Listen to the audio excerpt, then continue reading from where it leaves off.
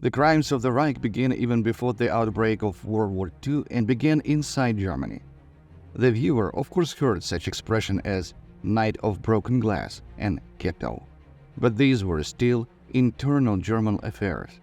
The Nazis really began to manifest themselves at the beginning of Second World War, starting with the territories captured by Poland and Czechoslovakia, where they openly declared all Jews, Gypsies, and Communists as enemies of civilized humanity, and the Slavs, of course, to be a non-European race and thus a second-class people.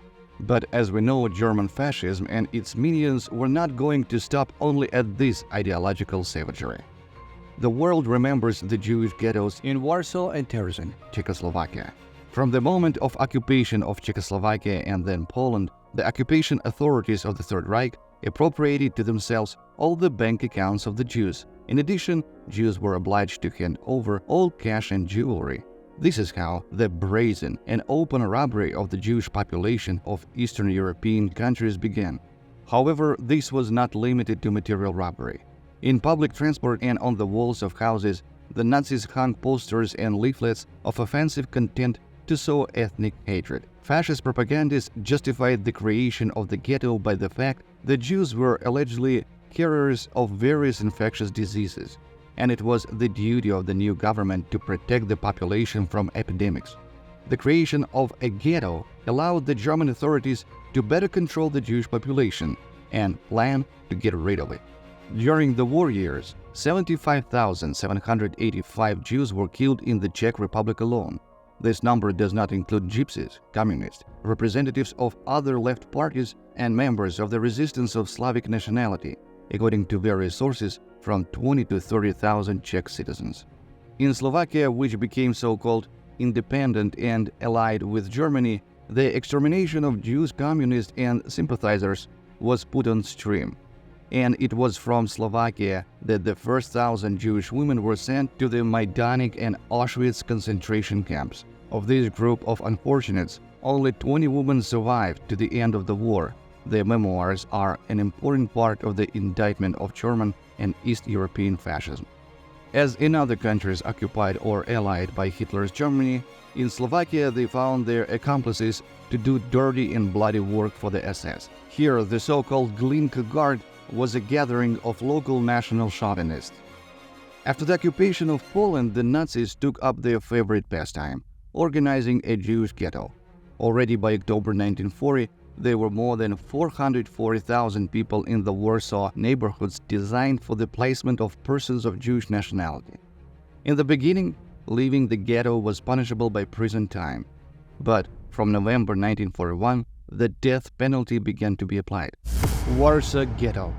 To manage the internal life of the ghetto, a special body was created, the Judenrat, consisting of Jewish immigrants who agreed to cooperate with SS authority. The head of the Judenrat was a certain Adam Chernyakov. The head of the internal police, also consisting of Jews, was Josef Shurinsky. The Nazis set dietary standards for ordinary ghetto residents. The norm for an adult was 184 kilocalories, so it was designed for exhaustion and slow extinction from starvation of the majority of the ghetto population. It should be noted that the active part of the prisoners of the big Jewish prison did not give up. The active group established the illegal production and sale for some goods and the supply of food for fellow tribesmen.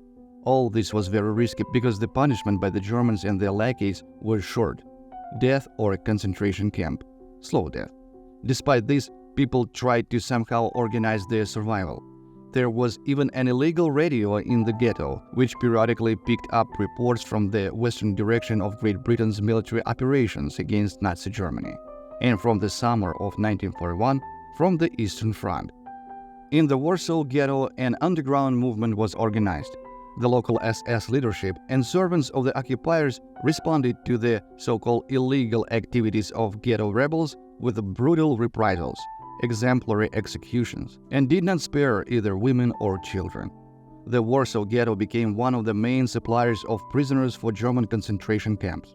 A constant stream of Jewish forced migrants arrived in the ghetto, and from there came a stream of prisoners for the Nazi death camps. So only to the Treblinka concentration camp from the Warsaw Ghetto, 300,000 people were taken in less than a year. As a result of the destruction machine established by Hitler's regime, by 1943 no more than 60,000 people remained in the Warsaw Ghetto. Realizing that death awaited them anyway, the remaining part of the activists on April 19, 1943, raised an armed uprising. It was an uprising of despair. Several thousand people took part in it. The Nazis sent selected SS units to suppress the uprising. However, it took almost a month to suppress the resistance of the rebels. 7,000 people were killed, and 6,000 were burned alive.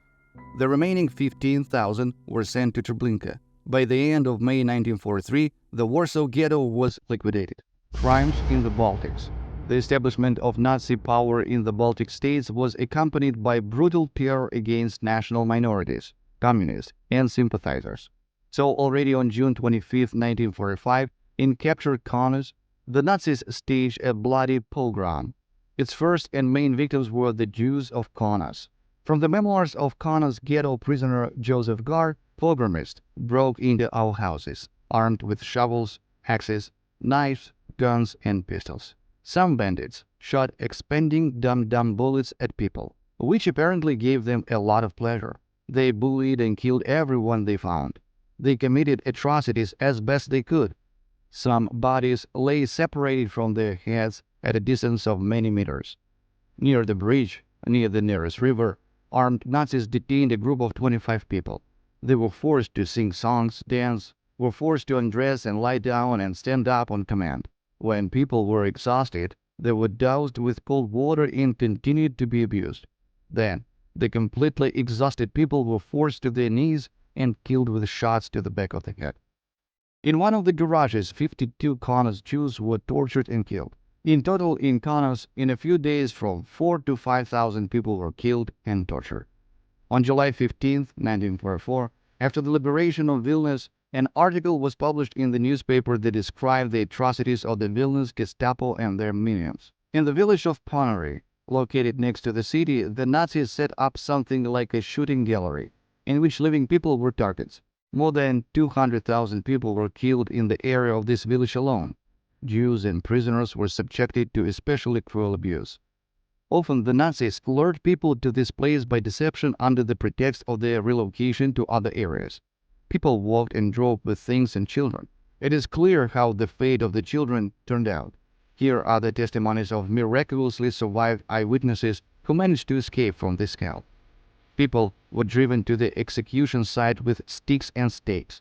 Children who were left behind or exhausted were taken by the legs and hit with their heads against tree trunks. In the columns of the doomed, there were people of different nationalities: Jews, Poles, Lithuanians, Russians, etc. In November 1943, the Gestapo created a special team to dig up and burn the corpses of those executed in order to cover up the traces of their monstrous crimes. The working composition of the team, consisting mainly of the prisoners, and changed periodically. Some were killed and replaced by others. The last mass execution in Ponary took place on July 3rd and 4th, a few days before the liberation of Vilnius. Atrocities on the Eastern Front. The Eastern Front became a huge fascist testing ground for dehumanization and the most savage mass execution. The first such place of so-called entertainment for ruthless Nazis was the city of Lviv. The infamous Lviv pogrom began on June 30th, 1945, with the entry of German troops into the city. In total, from June 30th to July 3rd, 4,000 Jews were brutally killed and tortured. Here are the memoirs of witnesses and eyewitnesses who miraculously survived and managed to somehow hide from Nazis. Rusia Wagner. Inhumane screams, broken heads. Women and old people who lay almost breathless on the ground were poked with sticks, dragged along the ground. Marie Goldsman. On the third day after the German occupiers entered the city of Lviv, a group of Nazis brought about 20 citizens of Lviv, including women, to house number 8 Arstishevsky Street. Among the men were professors, lawyers, and doctors. The German occupiers forced them to collect garbage in the courtyard of the house using only their lips, without using their hands. showering them with a hail of blows with sticks. In March 1943, a massacre of Poles was carried out in Volyn. People were tied to poles, and a fire was made under them. People were impaled on pitchforks, chopped with axes, and cut with knives. Neither women, nor children, nor the elderly was spared. From the memoirs of Rosalia Villas, for them there was nothing sacred. They had no inhibitions, no remorse. Several blows with an axe, it sounds like wood is being chopped. And it was my mother who was hacked to death.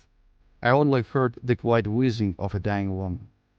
Ofreda Magdizak, who managed to hide in the bushes, witnessed the terrible tragedy of her loved ones.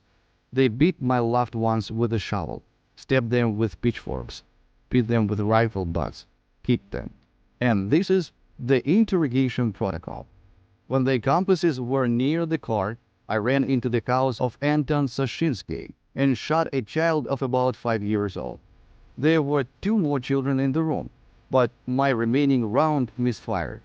After that, I left the apartment and reported this to Joseph Lupinka, who gave me 2 rounds and an order to kill these children.